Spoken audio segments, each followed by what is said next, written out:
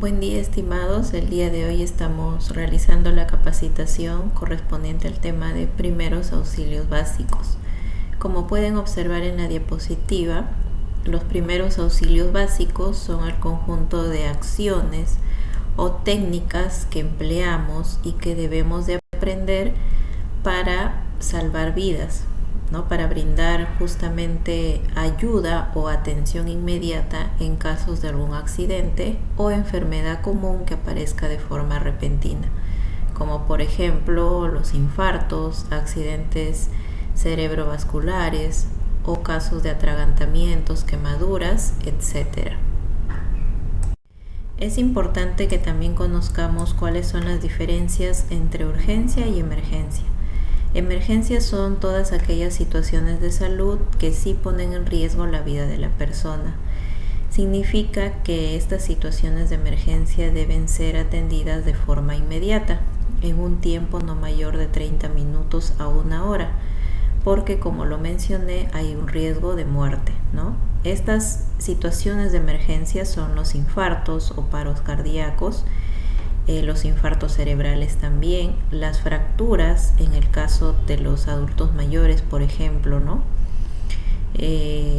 Los accidentes viales o de tránsito que muchas veces ocasionan múltiples traumatismos, o vemos a personas con politraumatizadas o con hemorragias severas importantes, ¿no? Y las quemaduras graves, que son aquellas quemaduras de segundo, tercer y cuarto grado, donde se ve afectada no solo la piel, sino también tejidos internos, ¿no? Vasos sanguíneos, ligamentos, músculo, etc. Y las situaciones de urgencia son aquellas que no ponen en riesgo la vida de la persona, que pueden esperar por la atención, ¿no? Por eso es que en el triaje, cuando vamos a los establecimientos de salud, de acuerdo a la situación, sea de emergencia o de urgencia, es la atención, ¿no? Las situaciones de urgencia son, por ejemplo, los malestares estomacales producto de las infecciones estomacales, enfermedades respiratorias como los resfriados comunes, bronquitis, ¿no? Cortaduras leves o cortes superficiales en los cuales el sangrado es escaso, mareos y desmayo donde se pierde el nivel de conciencia. Sin embargo, no hay pérdida de pulso y de respiración. Tenemos también los botiquines de emergencia. En planta tenemos los botiquines ubicados en diferentes puntos, por ejemplo, frente al taller de mantenimiento, en la oficina del área de producción, en la estación de emergencia, el área de despacho, laboratorio y en la línea de azufre. Es muy importante que estos botiquines estén implementados y que se cuide también los insumos que hay, porque son los que vamos a utilizar para atender las emergencias. Algunos de estos insumos son los cloruros de sodio, el algodón, esparadrapo, alcohol yodado, yodopovidona, crema para quemaduras, guantes, bajalenguas que utilizamos para inmovilizar fracturas de dedo, por ejemplo, los diferentes tamaños de vendas elásticas, ¿no? Que se utilizan para diferentes partes del cuerpo. Por ejemplo, las vendas más pequeñas de 2x5 son las que utilizamos para inmovilizar la mano, partes del antebrazo. Las vendas de 4x5 las utilizamos para inmovilizar tobillo, ¿no? Y las de 6x5 que son para utilizar los miembros inferiores, por ejemplo la pierna en caso de una hemorragia o fractura, ¿no? Tenemos también los apósitos, que son más gruesos que las gasas estériles. Estos apósitos se utilizan en caso de hemorragia venosa o arterial. La gasa, que la utilizamos para la curación de heridas o para cubrir algunas lesiones, ¿no? Son los insumos que debe tener nuestro botiquín de emergencias. Los objetivos de los primeros auxilios son: número 1 y el más importante, mantener vivo al accidentado. Número 2, evitar la aparición de nuevas lesiones o complicaciones. Esto bajo el principio de que si no sabemos cómo actuar o no tenemos conocimientos de primeros auxilios, es mejor no tocar al herido o accidentado. Y número 3, derivar a hospitales de alta complejidad. De preferencia a los hospitales que tienen diferentes especialidades como traumatología, neurología o cardiología, ¿no? No se recomienda que se derive a los accidentados a las postas o establecimientos de salud porque solamente cuentan con un médico general. Entonces los accidentados necesitan una atención más específica, más prioritaria, ¿no? Donde se trate exactamente el problema por el cual están llegando. Y eso lo encontramos en hospitales que tienen diferentes especialidades. Por ejemplo, en el centro de Lima tenemos el Hospital Almenara, el Hospital Grau, el Hospital Rebagliati, por ejemplo. Cerca a nuestro centro de trabajo tenemos el Hospital de Emergencias de Villa El Salvador y el Hospital Oldarico Roca. Antes de brindar los primeros auxilios es necesario que nosotros conozcamos la conducta PAS, que por sus siglas significa proteger, que es garantizar que la zona donde se encuentre la víctima sea segura, tanto para el accidentado como para el brigadista o para quien va a brindar los primeros auxilios, ¿no? Dentro de esta conducta de protección también debemos tener en cuenta el uso de mascarilla y de guantes antes de atender a un herido. Número 2, la letra A, que significa avisar, ¿no? Notificar a los números de emergencia. Estos números de emergencia los vamos a ver en la siguiente diapositiva, pero es importante que una vez que ya hemos protegido el entorno y al accidentado y nos encontramos en una zona segura, llamemos a los números de emergencia para que mientras nosotros brindamos los primeros auxilios, ellos ya estén en camino hacia el punto donde nosotros estamos o donde se encuentra la víctima, ¿no? Es importante aquí que en la notificación también brindemos datos completos del accidentado, del lugar donde nos encontramos, etcétera. Y por último, la última letra S, que significa socorrer, que es sencilla brindar los primeros auxilios al paciente mientras acude la ambulancia. Tenemos aquí los números de emergencia a los cuales debemos comunicarnos. Están los bomberos, que es a través del número 116, y SAMU, que son ambulancias, al número 106. Es importante que cuando nos comunicamos con estos números de emergencia, brindemos información respecto a la ubicación exacta, algunos puntos de referencia, ¿no? También el número de víctimas o heridos, de qué edades son las personas que han sufrido el accidente, cuáles son las lesiones que presentan, ¿no? Y la hora exacta de la ocurrencia del evento, ¿no? Toda esta información va a servir para que estas unidades de emergencia lleguen preparados con los equipos necesarios y también con la cantidad de personal que se necesita para asistir a la emergencia. Empezamos entonces con la primera situación de emergencia, que es el OASE. Por sus siglas significa obstrucción de vías aéreas por un cuerpo extraño, o comúnmente conocido como atragantamiento, ¿no? Este atragantamiento puede ser de dos tipos, puede ser parcial o puede ser completo, ¿no? Cuando es un atragantamiento parcial, la persona o la víctima todavía emite sonidos, puede toser, ¿no? Y en un atragantamiento completo, donde se ha bloqueado en su totalidad la vía aérea, la persona no emite ningún sonido, puede cambiar la coloración de la piel, ya no va a ser una piel rosada, sino va a ser una coloración azulada, ¿no? No puede toser. Y es aquí donde debemos de actuar rápidamente, porque tenemos solamente 4 minutos para poder evitar de que esta persona pierda el conocimiento y por ende también entre en un paro cardiorrespiratorio, ¿no?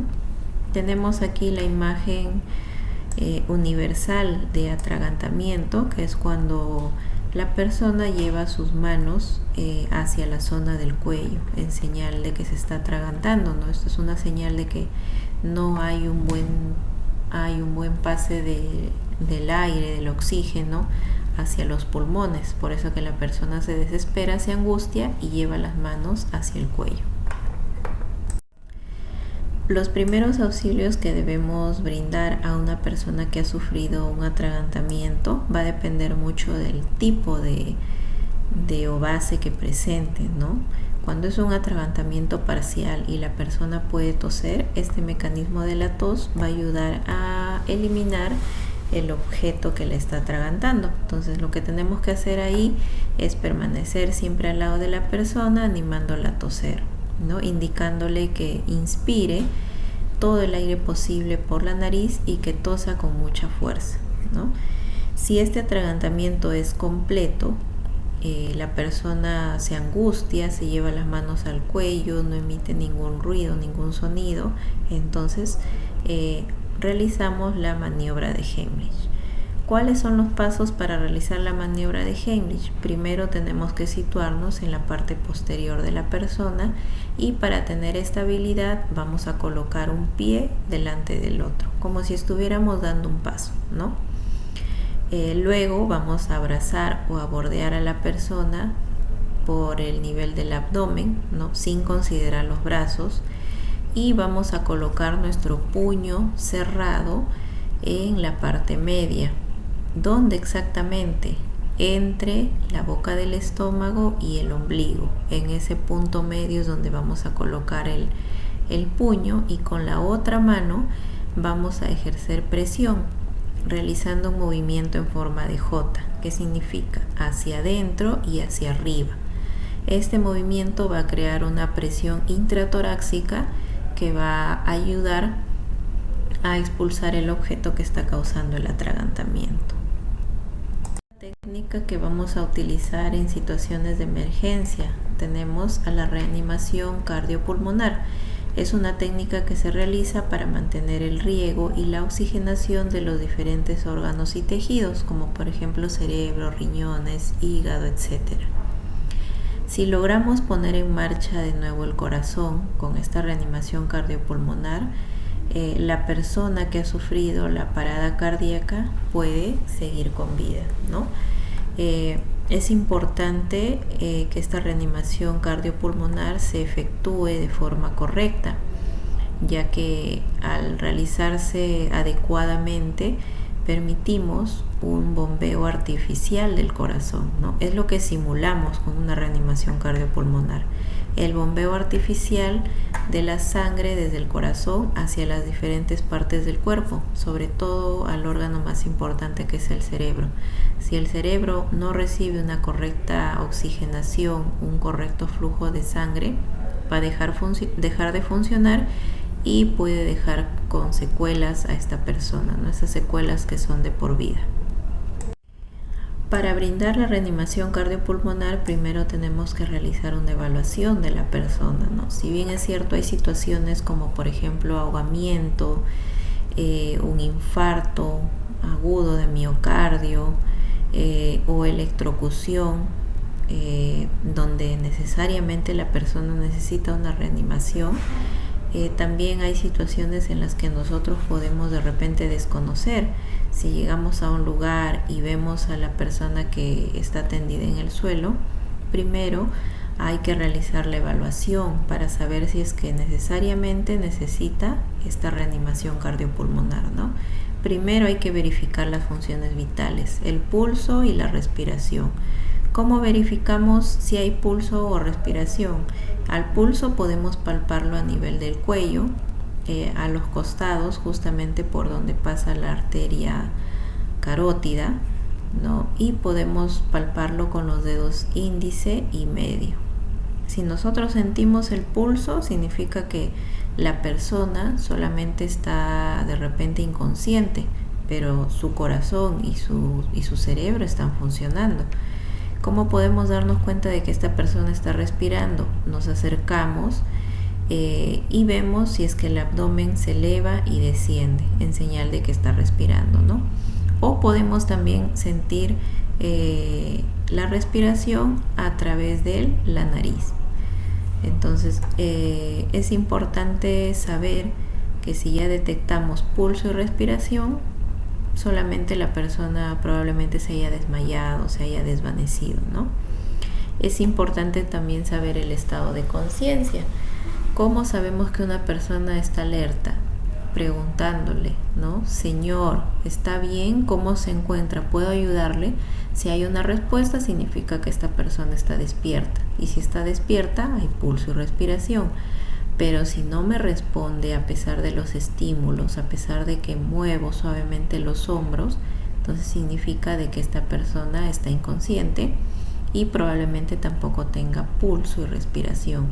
Por eso es necesario que evaluemos todo esto y que esta evaluación sea rápida, en cuestión de 10 segundos, para poder brindar una reanimación cardíaca apropiada o adecuada. Una vez que se ha identificado que la persona no tiene pulso, respiración, está inconsciente, entonces vamos a aplicar la técnica de reanimación cardiopulmonar básica. Se llama así porque hay otra técnica de RCP avanzada donde se utilizan medicamentos y dispositivos como por ejemplo el DEA que nos ayudan a estabilizar al paciente, ¿no? Pero eso se da ya dentro del entorno hospitalario o en las ambulancias que estén debidamente equipadas. Entonces, este RCP básico, vamos a conocer ahorita la técnica. Tenemos que situarnos o ubicarnos, arrodillarnos a la altura del tórax de la persona o de la víctima. Vamos a entrelazar ambas manos y la parte que vamos a ubicar en el tórax es el talón de las manos. Nuestros dedos están entrelazados, pero no toda la mano se apoya en el tórax, sino solamente el talón, ¿no? ¿Dónde se va a situar ambas manos? En la parte media del esternón. El esternón es un hueso que tenemos justo en la parte central del tórax, ¿no? Y lo podemos palpar desde la parte final de nuestro cuello hasta la boca del estómago. Entonces ahí imaginariamente dibujamos o imaginamos una línea y en el punto medio de esta es donde vamos a ubicar las manos, ¿no? Ejercemos presión porque lo que se quiere es llegar a una profundidad de 5 a máximo 6 centímetros para lograr tener un buen masaje cardíaco, ¿no? Y para justamente lograr esta profundidad de las compresiones tenemos que mantener la espalda y los codos rectos. Si los codos están flexionados, no va a ser una buena técnica de reanimación cardiopulmonar. Estas compresiones se realizan con una frecuencia de 100 a 120 compresiones por minuto, que es lo más cercano a los latidos cardíacos, ¿no? Que son de frecuencia de 60, 80 hasta 100 muchas veces en algunas personas. Entonces se debe realizar 30 compresiones y alternarlas con 2 respiraciones boca a boca, ¿no? Sin embargo, si es que nosotros no conocemos a la víctima o sabemos de que tiene alguna enfermedad infectocontagiosa que podría transmitirnos, de preferencia solo se realizan las compresiones, ¿no? Y en un minuto tenemos que realizar de 100 a 120 compresiones. Son rápidas, son profundas, y estas compresiones, cuando son efectivas, muchas veces la persona logra recuperar el pulso y la respiración. Si se logra eso, de igual forma se tiene que trasladar inmediatamente a un hospital de alta complejidad, ¿no? En esta diapositiva podemos ver exactamente ya la posición de las manos con más detalle, ¿no? Como les mencioné, los dedos se mantienen entrelazados y colocamos el talón de la palma de la mano en la parte media del tórax. Vemos que vamos a simular los movimientos de compresión y relajación, que son prácticamente los movimientos de los latidos del corazón, ¿no? Entonces, al ejercer presión y levantar la mano del tórax, estamos simulando los movimientos de este músculo cardíaco. Situación de emergencia tenemos a las hemorragias. ¿Qué es una hemorragia? Es la salida de sangre en grandes proporciones de los vasos sanguíneos más importantes del cuerpo, dentro de los cuales encontramos a las arterias y las venas. Estos vasos sanguíneos son de gran calibre y por lo tanto el daño a ellos va a ocasionar hemorragia y es una situación de emergencia que también pone en peligro la vida de la persona. ¿Cómo actuar en casos de hemorragia? Tenemos, número 1, que aplicar presión directa con apósitos, no gasas, porque como les comenté anteriormente, el apósito es un insumo más grueso, con más capacidad para poder detener una hemorragia. Entonces, vamos primero a colocar un apósito en la zona afectada.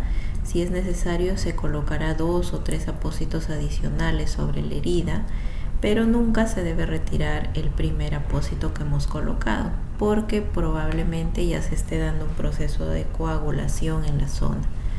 Realizamos un vendaje compresivo con las vendas, ¿no? Por ejemplo, a nivel de antebrazo, como muestra esta imagen, podemos utilizar una venda de 4×5, ¿no? Y este vendaje tiene que ser compresivo.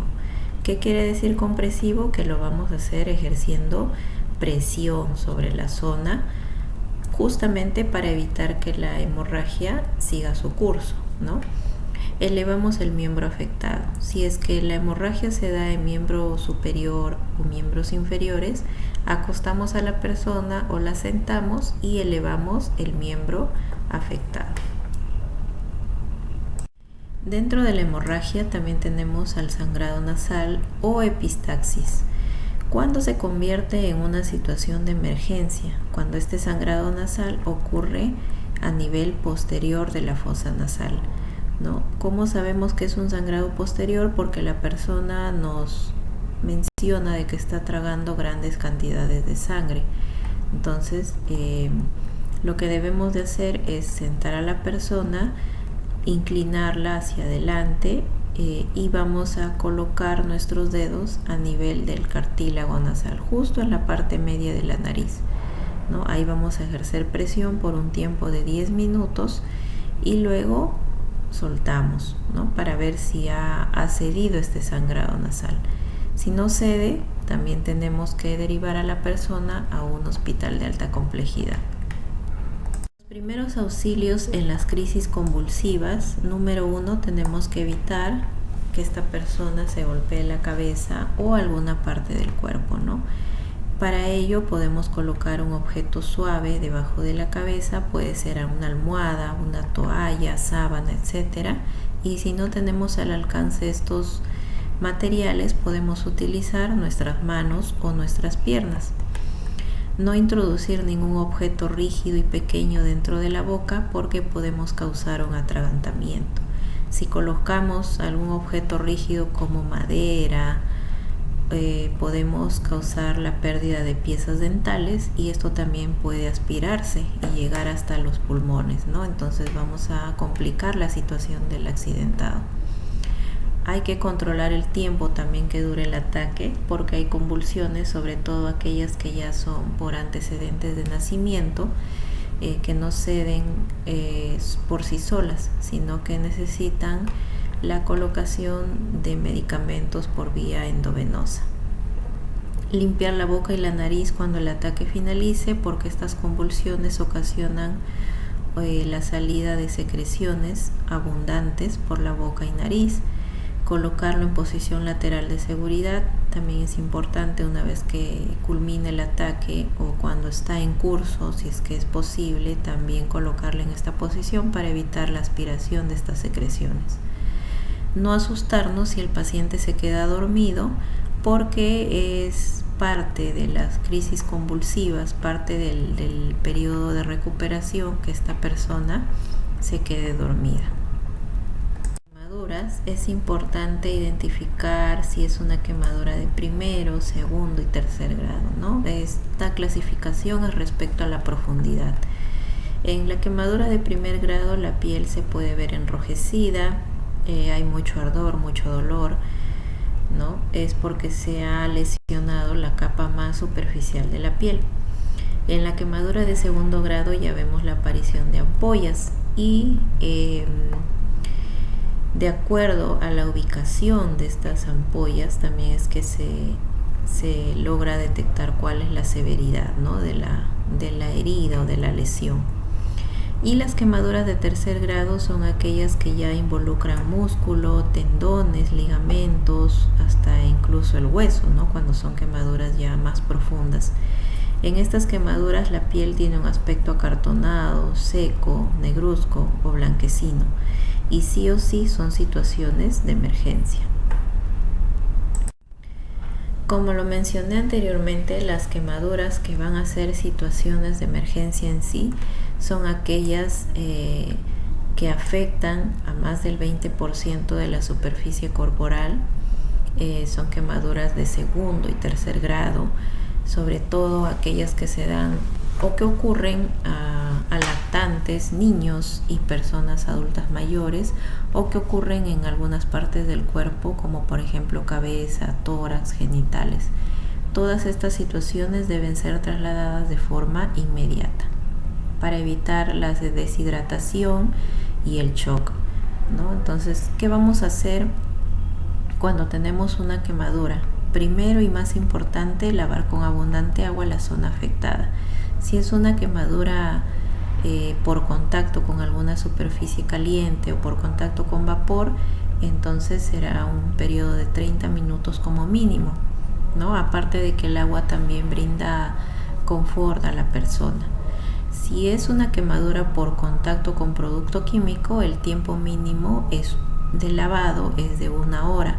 ¿Por qué? Porque estas quemaduras pueden evolucionar con el transcurso de las horas, y si no hemos enfriado de forma correcta la zona, pueden pasar de una quemadura de segundo grado a una de tercer grado. No despegar la ropa o accesorios que hayan quedado adheridos a la piel. Aquella ropa o accesorios que están sueltos, sí podemos retirarlos. No aplicar hielo, porque el hielo también causa quemaduras por frío. Cubrir la zona con paños limpios y humedecidos, ¿no? Para aislarlas del medio ambiente. Esto se utiliza sobre todo para evitar el riesgo de infección o disminuir el riesgo de infección, ¿no? En casa puede ser posible de que no tengamos gasa parafinada o gasa vaselinada, ¿no? Por eso es que menciona aquí que podemos utilizar un paño humedecido. Pero en los botiquines de emergencia sí contamos con esta gasa vaselinada que no se adhiere a la piel. Nunca reventar las ampollas, ya que el líquido que contienen es estéril y protege de infecciones. Si reventamos la ampolla, pues estamos ya ante una herida abierta, ¿no? Sí se revientan estas ampollas, sí se drenan, pero eso se hace en el hospital, en un ambiente estéril, con el cuidado respectivo. No aplicar cremas ni otros productos como pasta dental, verduras, ¿no? Que no haya indicado el médico. ¿Por qué? Porque nosotros, como responsables de brindar primeros auxilios, si aplicamos una crema al momento de esta persona ser derivada al hospital, el médico va a evaluar también la lesión. Entonces va a retirar la crema, y esto obviamente va a generar más dolor, más incomodidad en la persona. Entonces, de preferencia solamente cubrimos con la gasa parafinada, una gasa estéril encima y un vendaje, ¿no? Para sostener. Este vendaje no va a ser compresivo como en una hemorragia, sino va a ser un vendaje que solamente me ayude a sostener los otros insumos, sin ejercer presión. Terminamos con los primeros auxilios en caso de esguinces y luxaciones, comúnmente conocido como torcedura o zafadura de un hueso, ¿no? Entonces, ¿cómo actuar? Aplicamos frío en la zona afectada por un periodo de 6 a 10 minutos. ¿Por qué? Porque los esguinces y luxaciones ocasionan inflamación, hinchazón, dolor intenso, ¿no? Muchas veces también hematomas.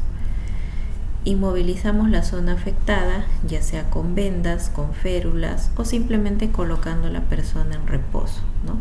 No hay que tratar de colocar al hueso en la posición original, esto en el caso de las luxaciones, porque podemos ocasionar la ruptura de otras fibras como por ejemplo tendones o ligamentos, ¿no? No dar masajes también porque lo que vamos a hacer es aumentar el nivel de dolor en la persona, y tampoco se aplica pomadas o ungüentos porque estas pomadas producen calor en la zona afectada, y al tener ya un proceso inflamatorio solamente estamos empeorando el cuadro clínico. Por eso es que se recomienda aplicar frío para que ayude a disminuir este proceso inflamatorio producto de la lesión. Bien, entonces hasta ahí hemos culminado con la capacitación correspondiente a primeros auxilios básicos. Muchas gracias por su atención.